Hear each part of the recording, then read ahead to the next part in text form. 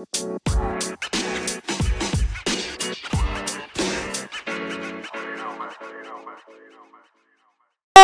everyone, welcome back to Take the Snap. I'm JJ, and in this episode we will be previewing the Miami Dolphins' upcoming season.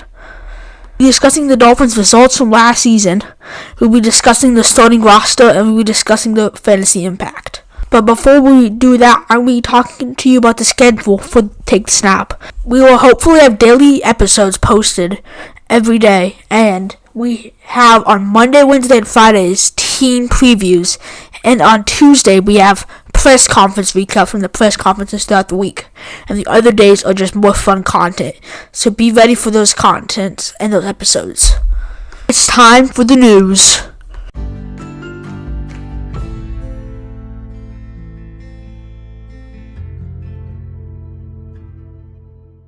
The Bears have been chosen to be on Hard Knocks training camp edition. This will be the first time ever being on Hard Knocks.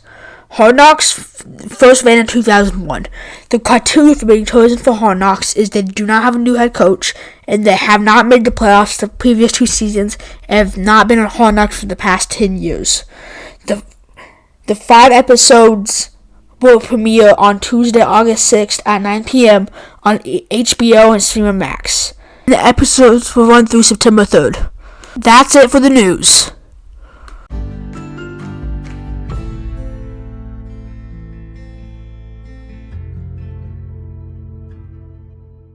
Now let's talk about the Miami Dolphins.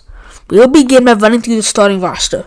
The starting quarterback is Tua Tagovailoa, starting running back Raheem Mostert, starting wide receivers are Tyreek Hill, Jalen Waddle, OBJ, starting tight end is Johnny Smith, starting fullback is Alec Ingold, starting left tackle is Teron Armstead, starting left guard is Isaiah Wynn, starting right guard is Robert Jones, starting center is Evan Brewer, and starting right tackle is Austin Jackson.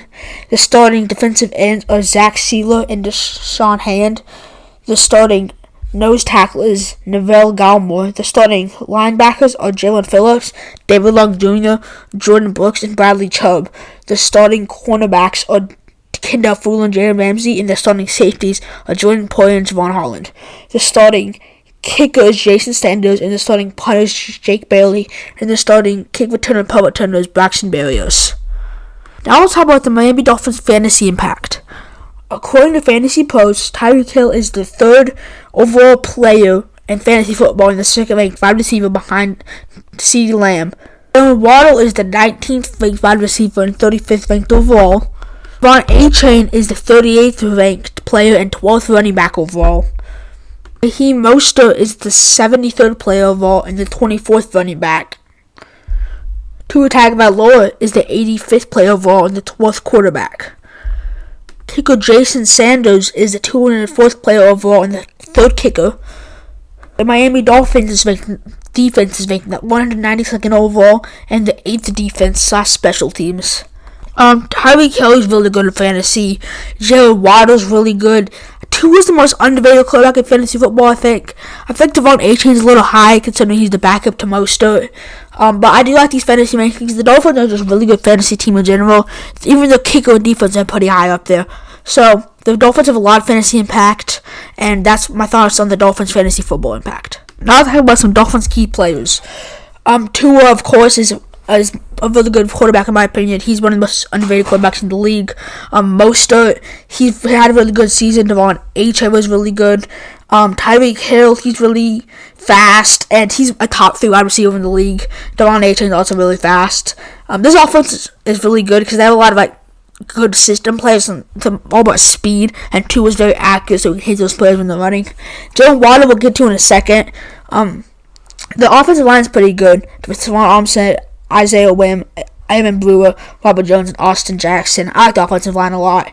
Jalen Phillips and Bradley Chubb, the linebackers, they're both really good linebackers, outside linebackers. And then Jordan Poyer, Javon Holland, nice safety duo. And of course, you have Jalen Ramsey, the cornerback, who has had an elite career.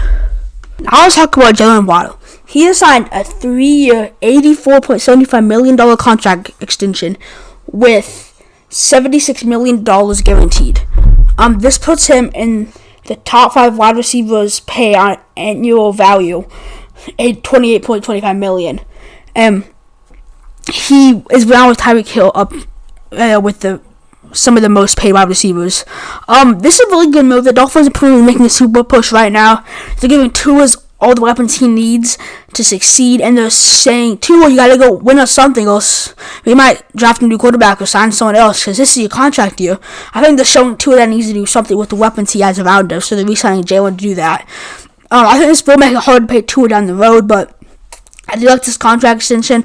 I do think he fits the system well, and I really do like this for the Miami Dolphins. Now let's talk about the Dolphins last season. Last season, they went 11-6 and got second in the AFC East. The reason they got second is because they choked their division to the Bills after the Week 18 game when they got division. They were 6 games in front of the division, something like that, and then they choked away the division, and then the Bills won, but they got second place, and then they lost in the wild card to the Chiefs. They lost 26-7.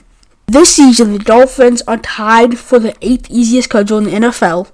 In Week 1, they play the Jaguars at home. Week 2, they play the Bills on Thursday Night Football at home. Week 3, they play at the Seahawks. Week 4, they play Monday Night Football at home, taking on the Titans. Week 5, they play at the Patriots. Week 6 is the bye week. Week 7, they play the Colts on the road. Week 8, they play the Cardinals at home. Week 9, they play the Bills away. Week 10, they play the Rams on the road in primetime on Monday Night Football. Week 11, they play the Raiders at home. Week 12, they play the Patriots at home. Week 13, they play on Sunday Night Football at the Packers. Week 14, they play the Jets at home. Week 15, they play the Texans on the road. Week 16, they play the 49ers at home. Week 17, they play at the Browns on Sunday Night Football. And Week 18, the time is to be determined at the Jets. The Dolphins have the second best odds to win the AFC East.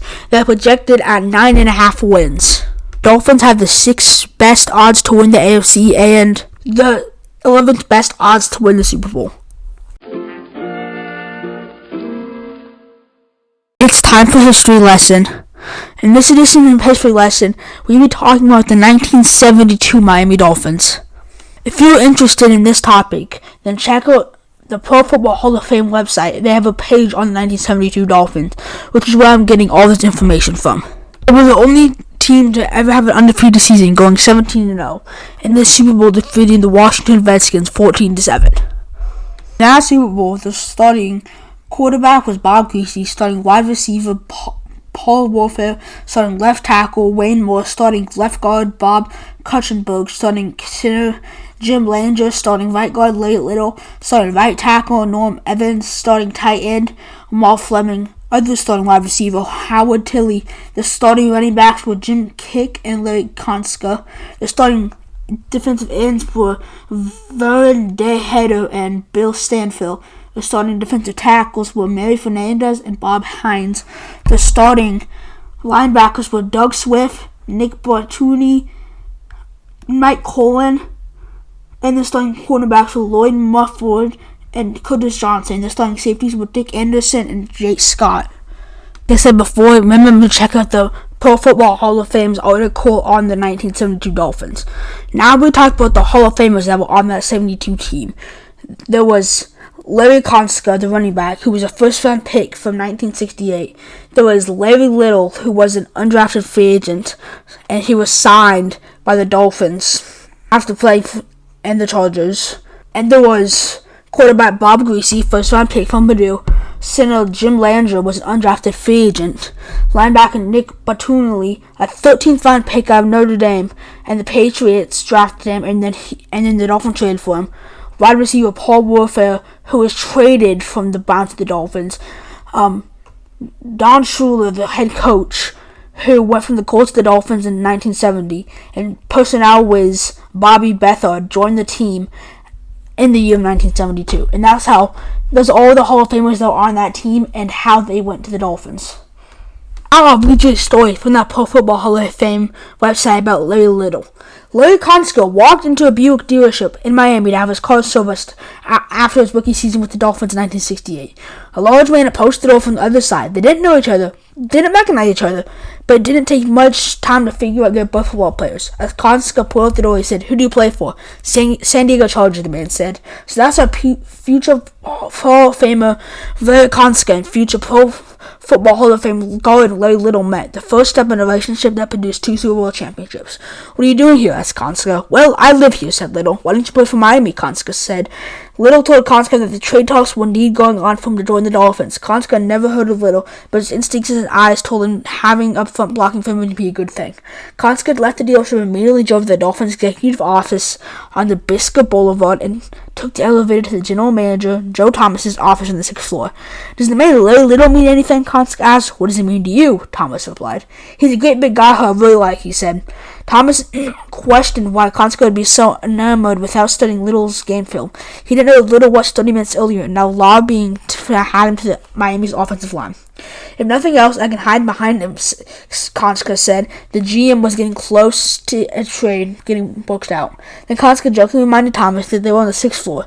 "Unless you can fly, this better come to pass." Days later, San Diego traded Little to the Dolphins for cornerback Mac Lamb, who coincidentally was Little's high school student in Miami. Of course, the Chargers knew Little would develop into one of the top guards in NFL history. It would have made out in California. Little and Konska became good friends and 2 of the most important players in the 1972 Dolphins. That's it for history lesson. Come back tomorrow. We'll be talking about NFL strategy, play styles, and playbooks. That's it for today. Thanks for listening to Take the Snap.